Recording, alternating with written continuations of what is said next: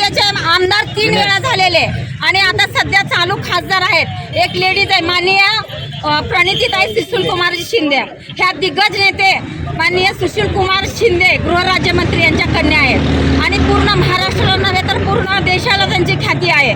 ती एक सुसंस्कृत आणि सभ्य माणूस, देशाचे केंद्रीय मंत्री त्यांची कन्या, तुला दादा मती, तुला लाज वाटत आहे का? एका लेडीजला अशी असभ्य वर्तणूक, तुझ्यात हिम्मत आहे, तुझ्यात दम आहे, तू मर्द आहेस तर एका लेडीजला तू आव्हान करतो?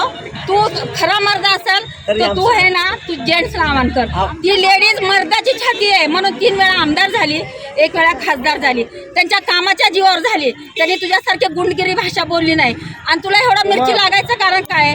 जे शहर दक्षिणची जागा आहे त्या जागेवरती माननीय सुशील कुमार शिंदे मंत्री झाले, आनंदरावजी देवकते हे दुग्धविकास मंत्री झाले, माननीय दिलीपराव माने हे आमदार झाले। ही जागा खरी काँग्रेसची होती आणि त्या काँग्रेसच्या जागेवर न विलासत्व आघाडी सरकारच्या निमित्ताने जागा दिली। मग हे जागा आमच्या आमदार प्रणितीताई शिंदे आणि तसंच सुशील कुमार शिंदेजींनी काडादी साहेबांना पाठिंबा जाहीर केला। ह्याची मिरची त्याला ठेचली गेली।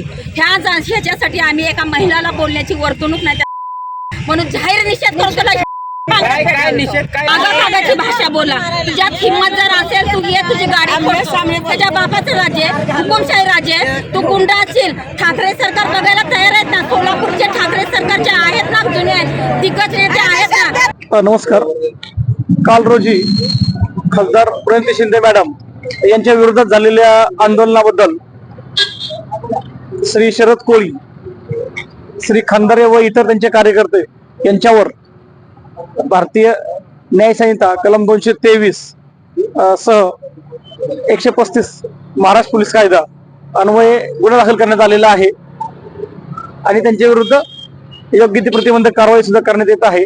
सदर कारवाईबद्दल माननीय सहाय्यक पोलीस आयुक्त विभाग 2, माननीय DCP कबाडे सर आणि माननीय पोलीस आयुक्त श्री राजकुमार सर यांनी तात्काळ कडक कारवाईचे निर्देश दिलेले आहेत आणि आम्ही श्री सदस्य कोळी आणि सर्व कार्यकर्त्यांच्यावर तात्काळ ताब्यात घेऊन पुढील प्रतिबंधात्मक कारवाई करत आहोत। किती लोकांवर गुन्हा दाखल झालेला आहे, काय आंदोलन करणारे कोळी आणि त्यांचे इतर कार्यकर्ते सर्वांच्यावर गुन्हा दाखल झालेला आहे।